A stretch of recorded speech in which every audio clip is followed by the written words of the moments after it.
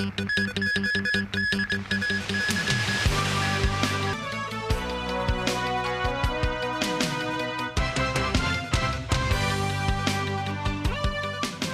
and welcome to TVB News. Chakung Temple was packed again today as worshippers offered prayers to the Chinese folk religion's god of protection for the Year of the Dragon. As of 6 p.m., more than 75,000 devotees visited the temple.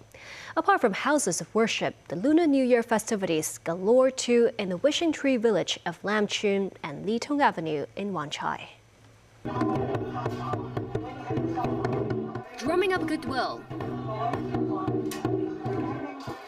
and a spin for a new year of the dragon filled with fortune and prosperity. Tradition has it that arguments are prone to occur on the third day of the Lunar New Year, so visits to relatives and friends are to be avoided, and many Hong Kongers choose to visit Chakung Temple on this day. People seen clutching sticks of incense, big and small. This boy wished for better academic results. This woman wished for familial bliss, world peace, health and prosperity for everyone. Commissioner of Police Raymond Siu also dropped by the temple and campaigned for the police's anti-fraud search engine Scammeter at the forces booth outside the House of Worship. Siu stressed the police will try to be more lenient in giving out tickets to illegally parked vehicles during the Lunar New Year holidays, but also called for more sense of responsibility among motorists to ensure road safety. Bustling scenes at Wang Tai Sin Temple too. Queues extended all the way to Longcheng Road.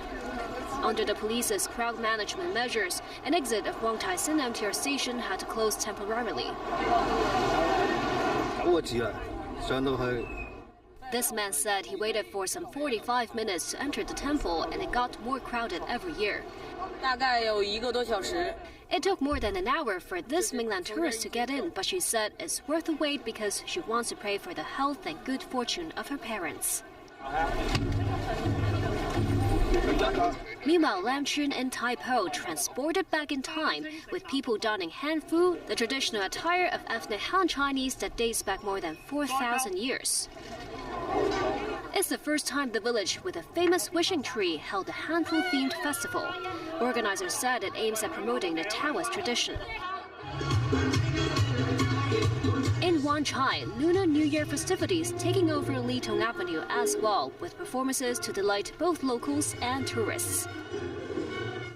Up until 5 p.m., almost 190,000 people had entered Macau. Crowds also appeared today at Hong Kong port of the Hong Kong-Zhuhai-Macau Bridge. People, suitcases, and more people. This was the scene at the departure hall of Hong Kong port this afternoon. Barriers were put up to separate passengers going to Macau and Zhuhai. At noon, the estimated waiting time for gold buses was half an hour or longer. Macau authorities said local public transport services will be enhanced to handle the large number of visitors. Keen to make a winning start for the Year of the Dragon, many went to the Sha-Tin race course for the Chinese New Year race day. Spectators, upon their arrival at the race course, were given a free fortune pen and a chance to win a 24K gold foil ornament. Apart from the festive decorations, the Chinese New Year race day featured a variety of performances and entertainment for locals and tourists alike. There were 11 races today. Top up with jackpot reserves from the Triple Trio Jackpot, the Quartet, and First Four Merge Pool. A total of $138 million was up for grabs. Many mainland tourists returned home after watching the Lunar New Year fireworks display in Hong Kong on Sunday. The 23-minute fireworks show was started at 8 p.m. last night, attracting almost 340,000 spectators. Among them were many tourists from the mainland. When the fireworks show was over, some of them visited other places before heading for home. A few tourists complained about expensive hotel rooms in Hong Kong, saying they would rather spend the money on meals. Meanwhile, chairman of the Institute of Dining Art, Ray Choi, said the food and beverage industry's business over the Lunar New Year period has yet to return to its pre-pandemic level. Choi said the government should find ways to persuade tourists to stay in the city. Israeli forces rescued 2 hostages early today from an apartment in the south of the Gaza Strip. The operation killed at least 50 Palestinians, including women and children, according to Palestinian health officials.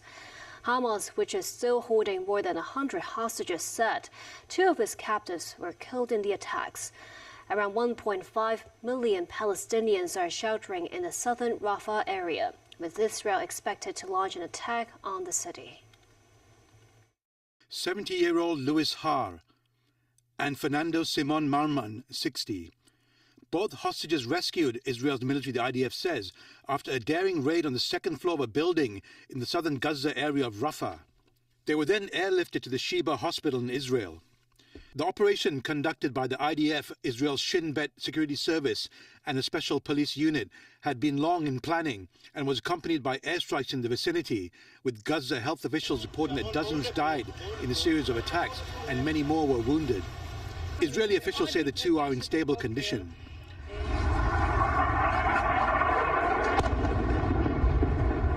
Israel is coming under scrutiny for an expected attack on Rafah, which is a refuge for 1.5 million Palestinians who have escaped from other places in Gaza because of the war. Hamas said the Rafah raid and airstrikes caused the death of 2 hostages, with 8 others injured. On its official Telegram channel, Hamas's Al-Qassam Brigade's military wing said it can confirm that the continuous Zionist bombing of the Gaza Strip during the last 96 hours led to the death of 2 prisoners and seriously injured 8 others. They said Israel bears responsibility for the lives of the hostages. In Pakistan, party leaders are busy trying to form alliances after last week's general election failed to deliver a clear winner. Former Prime Minister Shehbaz Sharif of the Pakistan Muslim League met top leaders of the Pakistan People's Party, or PPP, to discuss forming a government. Sharif's party won 75 seats according to final results. Independent candidates won 101 seats, the majority of them backed by jailed former Prime Minister Imran Khan. The PPP earned 54 seats, with 166 seats required for a party to form a government. Individual candidates must be aligned to a party for their seats to be eligible in forming a government. On Sunday, supporters of Khan's Pakistan Tehreek and Insaf party protested outside the election office in Karachi, alleging the voting was rigged.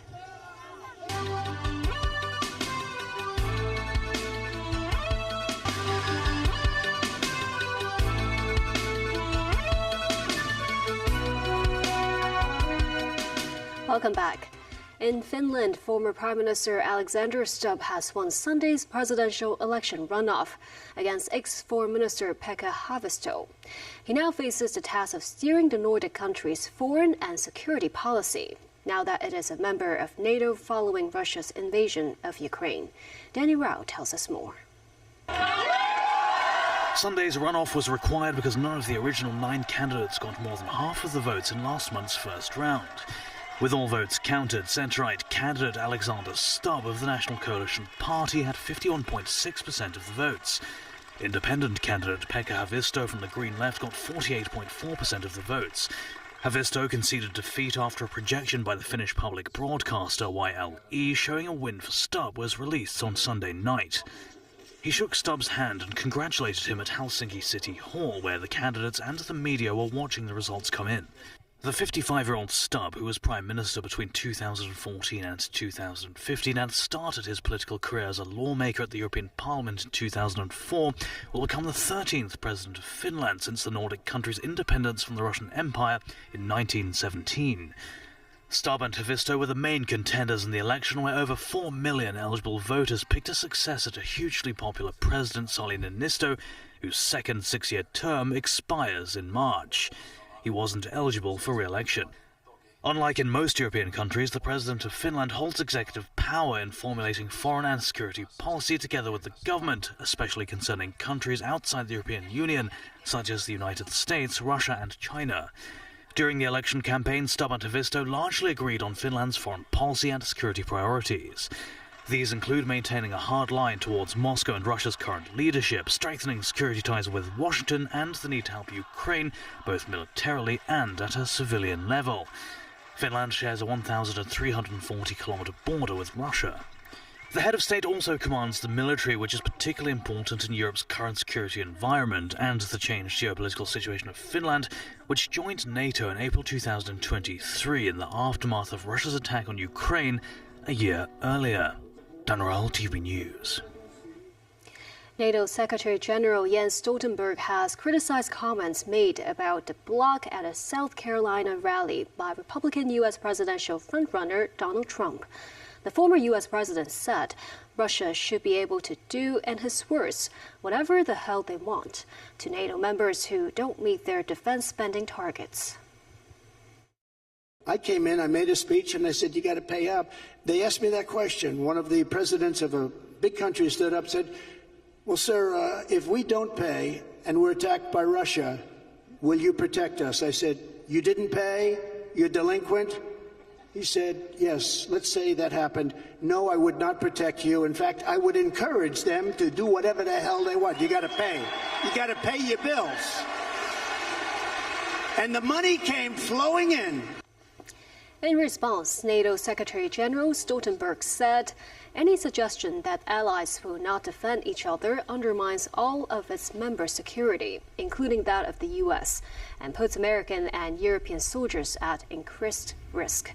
Still, Stoltenberg said he expects that regardless of who wins the presidential election, the U.S. will remain a strong and committed NATO ally. Trump's remarks caused deep concern in Poland, which was under Russian control in past centuries, and where anxieties are high over the war Russia is waging just across the Polish border in Ukraine.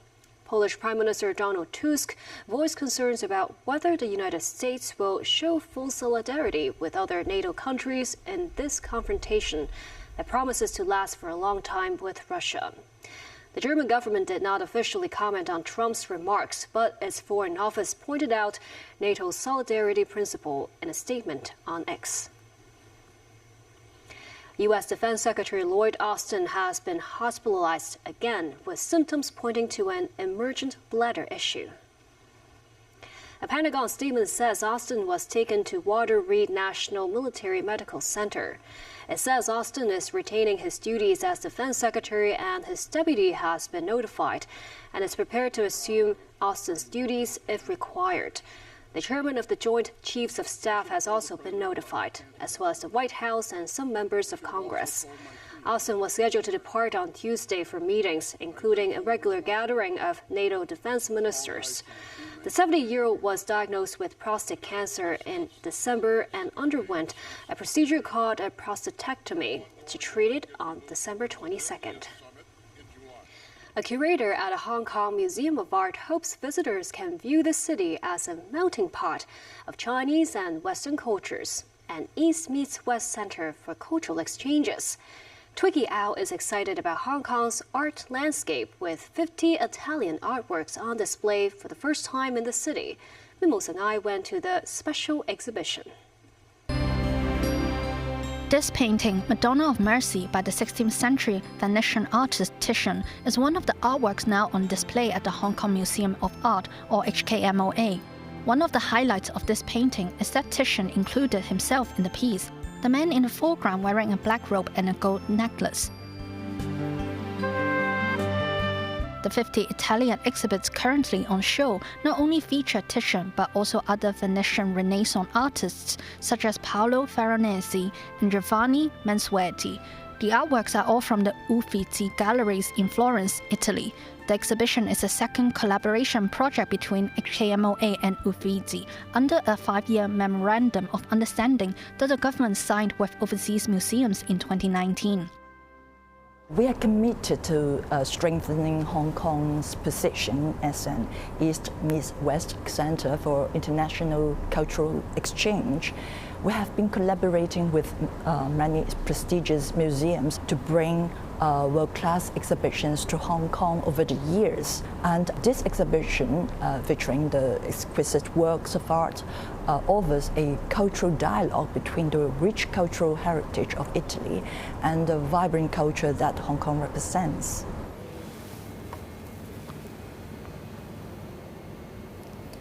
To help visitors gain a better understanding of Titian and his artworks, People can learn his story in this interactive section. While residents have an opportunity to view the paintings of Italian masters until the end of February, contributions from Hong Kong artists can also be found in the exhibition. What sound can you hear? This is an art installation, Tears of Temple, created by local artist Leung Chi-wo. The artist collected the glass lamps in Murano, an island near Venice. He said the idea behind the piece was simple, to create a landscape of everyday life. I could create a landscape, but then also I tried to consider, the background of all these works. And obviously, a lot of these paintings were commissioned by very wealthy class, of the Venice and others during the time. I tried to do something that probably people would find certain kind of connection, with themselves, which is our everyday life. Glass lamps made in Murano and Venice as almost like a signature of them. It's important to be used objects because, all these used objects would bear, the traces of everyday life. Hong Kong may not be well known as a place with a vibrant art culture. Leung, who believes art should not be confined to museums and galleries, said the city can further develop its art sector and community. We lived in Hong Kong, and we're in a very interesting environment to make art, because we do have a lot of supports from, different institutions. And I would say that how often, as the citizens in this world, to be able to see the paintings by Titian. We also have a growing communities of art, but they're still small. He hopes more people can appreciate art by incorporating it into everyday life. News 9, TVB News. And that's the news. Thank you for watching.